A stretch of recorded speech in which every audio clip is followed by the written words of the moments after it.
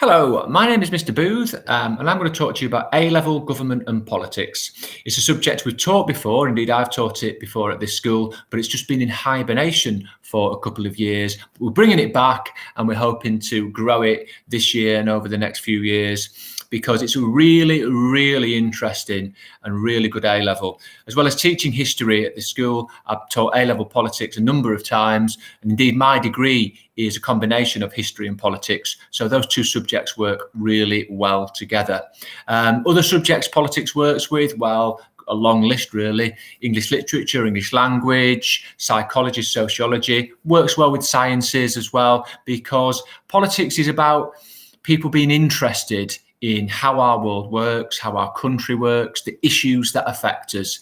And I think everybody's got an interest in politics, even if they don't realise it. Okay, so the course itself, how does it work? Well, it splits into three sections, which are three exam papers. Paper one is British politics, the system in the UK. So what would we study there? Well, you might find yourself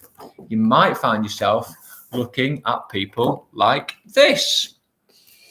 Now, let me find a slightly clearer picture of someone you may or may not recognise. There he is. That's our Prime Minister. And we look at the role of the Prime Minister. How powerful are they? Has it changed over time? Is Boris a very powerful Prime Minister? Why do people want to become Prime Minister? How does the government work and cabinet work and Parliament work? How do all these things work? How does our country work? How far are we a democracy? So we cover lots and lots of issues there.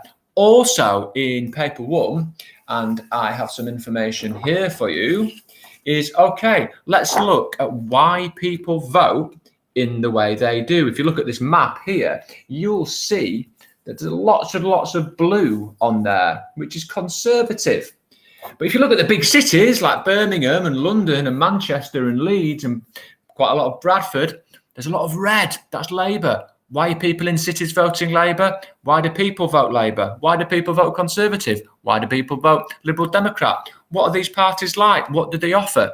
How well do they work? So we look at elections, we look at issues in elections, and we also look at pressure groups and the single issues that may be important to us in our country today. So things like the environment, things like how much tax we should pay, but also current issues such as race, identity, the role of immigration in our politics, controversial issues. There's lots of discussion, there's lots of debate. If you've got views on this, then you want to be thinking, okay, is this a course I could be interested in? Because it really is a diverse, dynamic course. It's not just studying one particular part of politics. For paper two, we do a very similar thing to paper one, but we look at the USA. So we look at the power of the president. We look at the presidents over time, recent presidents, remember him. We look at, okay, how do they compare to being a prime minister? How does Congress work? What about the Democrats and the Republicans? What about issues in America? What are the big issues? So we look at things like that. There's a bit of a contrast because although we're both democracies, the UK and the USA work differently.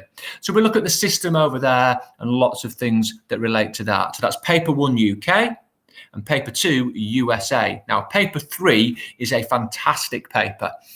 And that's about political ideas.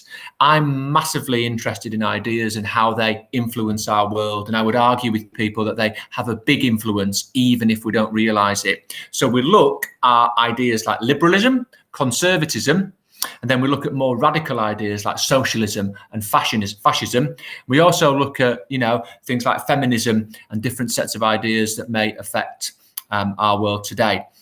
We also, in addition to looking at the ideas themselves, we look at how they are put into practice by governments, by people, how they affect our lives, how we can link some of the things that happen, that change, that affect us today back to these ideas. So how well they work, how our lives are affected.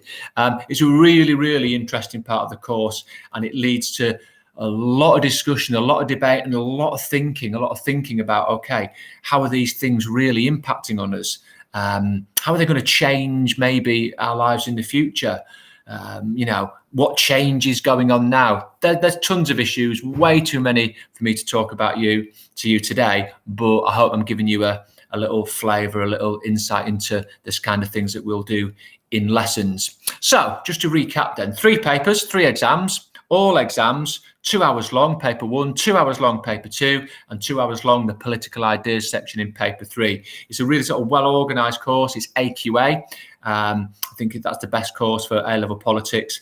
And as I say, just to recap, it's a heavy-hitting A-level, so it counts, similar to economics and psychology, A-levels like that. Works well with history and English. Something, again, I did in my degree. Really enjoy politics. And the thing about it is you can't really ignore it. It does affect us. Even if you try to, your life will be affected by it. And, by studying it, you can get a better understanding. What can you use it for? Well, politics, it encourages the skills of argument, of analysis, of evaluation, of report writing, of discussion, of communication, of debate, of teamwork, all of those things. It's really broad ranging, like lots of courses, like English, like history, really broad ranging. You can go wherever you want to go after studying politics. You can use it for loads of different reasons. Very few people who study politics actually go into politics. We're not trying to turn you into politicians. Most people just like the idea of studying it and understanding how power works. Understanding how power works helps us understand our lives better. And I think that's one of the best reasons for studying politics. So any more questions, you can ask me at any time, Mr. Booth, and that's A-Level Government and Politics. Thank you for listening.